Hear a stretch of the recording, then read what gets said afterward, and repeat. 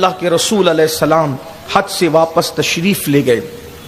ماہ محرم کا مہینہ بہت اچھے سے گزرا اور سفر کا جب آخری ہفتہ آیا تو اللہ کے رسول صلی اللہ علیہ وآلہ وسلم کی طبیعت میں علالت شروع ہوئی. روایتوں میں آتا ہے کہ آخری ہفتے میں سفر المظفر کے اللہ کے رسول علیہ السلام کے سر میں درد ہوا اور اس کیفیت میں اللہ کے رسول علیہ السلام جنت البقیع جو مدینہ منورہ کا قبرستان ہے وہاں تشریف لے گئے. اور جب وہاں تشریف لے گئے تو میرے آقا صلی اللہ علیہ وآلہ وسلم نے بہت دعا کی. ساتھ جانے والے صحابی کہتے ہیں حضور نے اتنی دعا کی اتنی دعا کی اتنی دعا کی اتنی دیر تک ان کے لیے بقیع والوں کے لیے دعا کی. وہ صحابی کہتے ہیں میں تمنا کر رہا تھا کہ میں بھی اس میں دفن ہوتا تاکہ حضور کی دعا میں میرا بھی حصہ ہوتا. اتنی دیر تک دعا فرمائی. اور جب درمیان میں یوں بھی ہوا کہ جب آیہ کریمہ نازل ہوئی الیوم اکملت لکم دینکم واتممت علیکم نعمتی ورضیت لکم الاسلام دینا، اللہ پاک فرماتا ہے محبوب ہم نے تمہارے لیے تمہارا دین مکمل کر دیا اور اللہ دین اسلام دے کر تم سے راضی ہو گیا. اللہ کے رسول علیہ السلام پہ جب یہ آیت نازل ہوئی تو اللہ کے حبیب علیہ الصلوۃ والتسلیم نے صحابہ سے فرمایا لوگو اللہ نے اپنے ایک بندے کو یہ اختیار دیا، اللہ نے اپنے بندے کو یہ اختیار دیا چاہے وہ زمین پر رہے چاہے وہ رفیق اعلیٰ سے ملاقات کرے. جب یہ بات سنی تو صدیق اکبر رو پڑے. یاد رکھنا اللہ کے رسول سے جس کو جتنا تقرب ہوتا ہے حضور کی باتیں اس کو اتنی زیادہ سمجھ میں آتی ہے. یہ بات اچھی طرح ذہن میں ہونی چاہیے. اللہ اکبر. جس وقت تو آقا نے فرمایا صدیق اکبر کی آنکھوں میں آنسو، داڑھی آنسوؤں سے تر، ہچکیاں لے لے کر کے رو رہے ہیں تو حضرت فاروق اعظم نے ایک سخت جملہ فرمایا کہ ان کو کیا ہو گیا. انہوں نے دوسرا جملہ کہا، میں صرف اس کو میں مفہوم کے طور پر جو ہے وہ پڑھ کر آگے گزرنا چاہتا ہوں، اصل جملہ دوسرا ہے. انہوں نے غصے میں کہا ان کو کیا ہو گیا، حضور علیہ السلام اتنی اچھی بات کر رہے ہیں، کیا پیاری بات کر رہے ہیں کہ اللہ نے بندے کو اختیار دیا کہ وہ دنیا میں رہے یا رفیق اعلیٰ سے ملے، تو اس نے رفیق اعلیٰ سے ملنا پسند کیا. فاروق اعظم نے جب کہا تو صدیق اکبر نے کہا عمر جس کو موت و حیات کا اختیار ملے وہ اللہ کے رسول کے سوا اور کون ہو سکتا ہے، محبوب کبریا کے سوا اور کون ہو سکتا ہے. اے عمر جلد ہی اب یہ چہرہ نظروں سے اوجھل ہونے والا ہے، جلد اب یہ چہرہ نگاہوں سے اوجھل ہوگا، اب یہ چہرہ نظر نہیں آئے گا. حجۃ الوداع کے موقع پر کئی اشارے دی اللہ کے رسول علیہ السلام نے کہ میں شاید آئندہ سال تم مجھے نہ پا سکو. اور پھر بار بار حضور علیہ السلام ایک بات کرتے رہے اذکرکم اللہ فی اہل بیتی، اذکرکم اللہ فی اہل بیت، میری اہل بیت کے بارے میں اللہ سے ڈرتے رہنا، میری اہل بیت کے بارے میں اللہ سے ڈرتے رہنا. حضور واضح اشارے کرنے کربلا کے فرما رہے میرے بعد اللہ میری اہل بیت کے بارے میں تم کو آزمائے گا کہ تم میرے بعد میری اہل بیت کے ساتھ سلوک کیا کرتے ہو. اور پھر اللہ کے حبیب علیہ السلام سفر المظفر کہ آخری ہفتے میں جو ہے وہ علیل ہوئے اور جب بیماری بڑھتی گئی تو اللہ کے حبیب علیہ الصلوۃ والتسلیم نے امہات المومنین سے اجازت لے کر سیدہ طیبہ طاہرہ عائشہ صدیقہ رضی اللہ تعالی عنہا کے حجرے میں قیام فرمانا گوارا کیا. اللہ اکبر. پھر آقا کریم صلی اللہ علیہ وآلہ وسلم حجرے رسول میں رہے تقریباً 15 دن یا 16 دن تسلسل کے ساتھ اللہ کے رسول پر جو ہے وہ بیماری رہی اور مرض وصال میں رہے.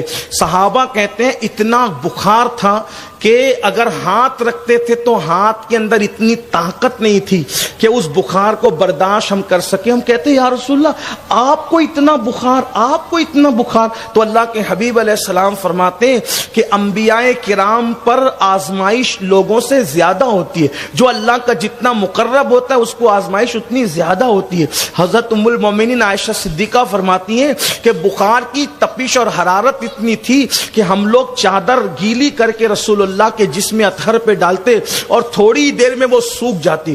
حضور علیہ الصلوۃ والتسلیم پانی کے کٹورے میں ہاتھ ڈال کر چہرے پہ ملتے اور فرماتے موت کی سختی ہے، موت سخت ہے. اللہ کے حبیب علیہ السلام یہ فرماتے. اور پھر ان 15 دنوں میں یا 16 دنوں کے اندر اللہ کے حبیب علیہ السلام جب مسجد نہیں گئے تو اللہ کے حبیب علیہ السلام نے پھر اشارہ دیا. دیکھو حج کے لیے کس کا انتخاب کیا امیر الحج کے لیے؟ صدیق اکبر کا.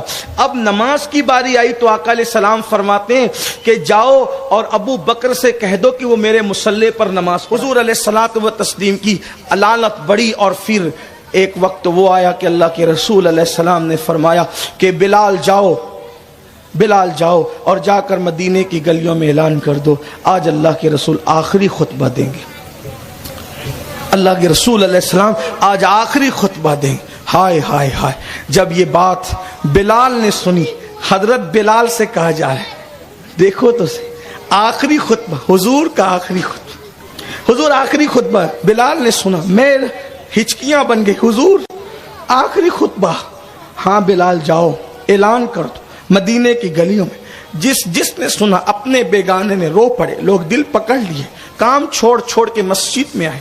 اللہ کے رسول علیہ السلام نے پھر حضرت مولا کائنات کا کندھا ایک طرف سے اور ایک طرف سے حضرت عباس کا کندھا تھاما اور تھام کر کے جو ہے وہ تشریف لائے، اور آنے کے بعد منبر پہ بیٹھ گئے، اور پھر اس کے بعد آقا علیہ السلام نے بار بار فرمایا، آقا فرماتے ہیں کسی کا حق مجھ پہ باقی لے لو، کسی کا قرض ہے لے لو، کسی کا جو ہے لے لو، میں اللہ کے یہاں اس حالت میں جانا چاہتا ہوں کہ کسی کا کوئی بوجھ مجھ پر نہ، یہاں دینا آسان وہاں دینا مشکل۔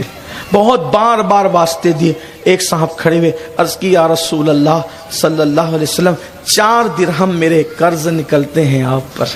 اگر میں بولنا نہیں چاہتا تھا، لیکن چونکہ آقا علیہ السلام میرے آقا، آپ نے بار بار کہا اور قسم دے کر کہا میرے 4، آقا فرماتے ہیں یاد ہے وہ 4 درہم کائے کے تھے؟ عرض کی یا رسول اللہ ایک سائل اور بھکاری آیا تھا اور آپ نے فرمایا تھا اس وقت میرے پاس نہیں ہے، بظاہر تم دے دو ہم تمہیں لوٹا دیں گے، اور پھر میں نے حضور طلب نہیں کیا۔ اللہ کے رسول علیہ السلام نے فرمایا ٹھیک ہے، حضرت عباس نے جو ہے وہ رقم ادا فرما دی، یہ لو۔ پھر پوچھا اور کسی کا کچھ ہے، اور کسی کا کچھ ہے، کسی کا کچھ نہ تھا۔ پھر میرے آقا نے فرمایا اے میرے صحابہ بتاؤ اللہ نے مجھے جو دین لے کر کے بھیجا تھا کیا وہ دین کا پورا پیغام میں پہنچا چکا؟ میں نے پورا دین پہنچا دیا، میں نے کوئی کوتاہی تو نہیں کی؟ صحابہ گھٹنوں کے بل کھڑے ہو گئے، آواز بلند ہوئی، یا رسول اللہ ہم گواہی دیتے ہیں آپ نے اللہ کا دین ہم تک پہنچایا، کچھ نہیں چھپایا۔ حضور علیہ السلام نے ہاتھ اٹھا، اللہ یہ گواہی دیتے ہیں تو بھی گواہ رہنا کہ تو نے مجھ پہ جو نازل کیا میں نے من و ان کو پہنچا دیا، یہ گواہی دیتے تو گواہ رہنا۔ حضور گواہی لے رہے ہیں، کیوں؟ اے لوگو دین میں نے تم تک پہنچایا جیسا کہ مجھے اللہ نے دیا میں نے تم تک پہنچایا۔ اب مطلب کیا؟ تم کو میں نے دیا، تم آنے والوں کو ویسے ہی دینا، ان کو میں تم نے دیا، پھر وہ اگلے، پھر وہ اگلے، پھر وہ، یعنی قیامت تک یہ دین پہنچانے کا سلسلہ چلتا رہے تاکہ دین کبھی ختم نہ ہو۔ آپ سے پوچھتا ہوں مرنے سے پہلے اس پوزیشن میں ہو؟ مرنے سے پہلے اس پوزیشن میں ہو کہ رسول اللہ نے صحابہ کو، صحابہ نے تابعین کو، تابعین نے تبع تابعین کو، تبع تابعین نے مجتہدین کو، مجتہدین نے اولیاء کاملین کو، اولیاء نے، اور ہمارے مرشدوں کو جو دین ہمیں دیا وہ ہم نے اپنے بچوں کو وہ دین دیا ہے اس پوزیشن میں؟ کتنے باپ ہیں جو یہ کہہ سکتے ہیں کہ میرے بیٹے کو 5 کلمے میں نے سکھائے، ایمان مجمل ایمان مفصل میں نے سکھائے، نماز پڑھنا میں نے سکھایا، وضو کرنا میں نے سکھایا، عقائد میں نے سکھائے، فرض علوم میں نے سکھایا۔ شریعت میں ہے کتنے لوگ حضور علیہ السلام یہ ذمہ داری کا احساس دلا رہے ہیں، اے اللہ یہ گواہی دیتے تو بھی گواہ ہو جا میں نے دین فگاں بلند بھی۔ صحابہ تڑپ تڑپ کے، اب یہ چہرہ نظر نہیں آئے گا، آخری خطبہ ہوا، اور پھر اللہ کے رسول علیہ السلام صحابہ کرام میں مولا کائنات اور جناب فضل کا سہارا لے کر پھر واپس تشریف لے گئے بظاہر، اور اللہ کے حبیب علیہ السلام کی بیماری میں اضافہ ہوا۔ ام المومنین سیدہ عائشہ صدیقہ فرماتی ہیں کہ حضور علیہ السلام کا سر انور میری گود میں تھا، میں تکیے سے ٹیک لگا کر کے بیٹھی ہوئی تھی۔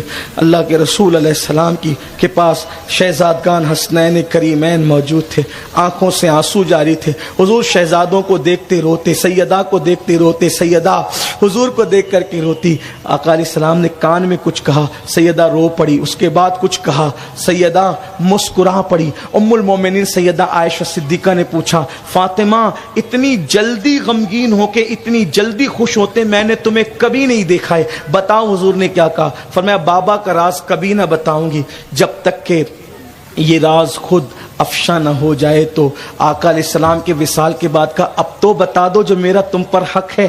تو عرض کیا کہ آقا نے کہا تھا میں دنیا سے جا رہا ہوں, اب میں اس دنیا میں ظاہری دنیا میں نہیں رہوں گا, فاطمہ میں جا رہا ہوں. میں رو پڑی, بابا آپ کے بغیر کیسے رہوں گی؟ تو آقا نے فرمایا مگر خوش ہو جا, میرے اہل بیت میں سب سے پہلے جو مجھ سے ملاقات کرے گا وہ تم ہی ہوگی. اسی لیے ٹھیک 6 مہینے کے بعد سیدہ پاک دنیا سے کوچ کر گئی. حضور کے اہل بیت میں سب سے پہلے انہی کا وصال ہوا. اللہ اکبر. میرے آقا علیہ الصلوۃ والتسلیم کے پاس اللہ اکبر گھر والے آئے اور پوچھا آقا دنیا سے جا رہے ہیں, غسل کون دے گا؟ غسل کون دے گا؟ کچھ اصحاب بھی تھے, غسل کون دے گا؟ فرمایا میرے گھر والے. اہل البیت. غسل کفن کون پہنائے گا؟ میرے گھر والے. قبر میں کون اتارے گا؟ میرے گھر والے. نماز جنازہ کون پڑھائے گا؟ جیسی نماز جنازہ کی بات آئی چیخیں نکل گئی.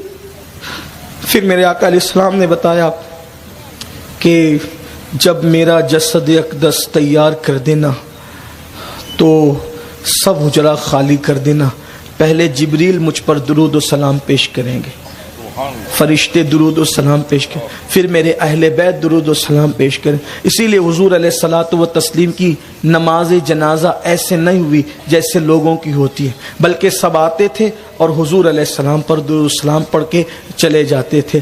بلکہ جو ہے وہ ہم حضور علیہ السلام کے جسد اقدس کو جنازہ بھی کہتے ہیں تو کلیجہ کانپتا ہے, بس صرف سمجھنے سمجھانے کے لیے, ورنہ وہ کیا ہستی. اللہ اکبر.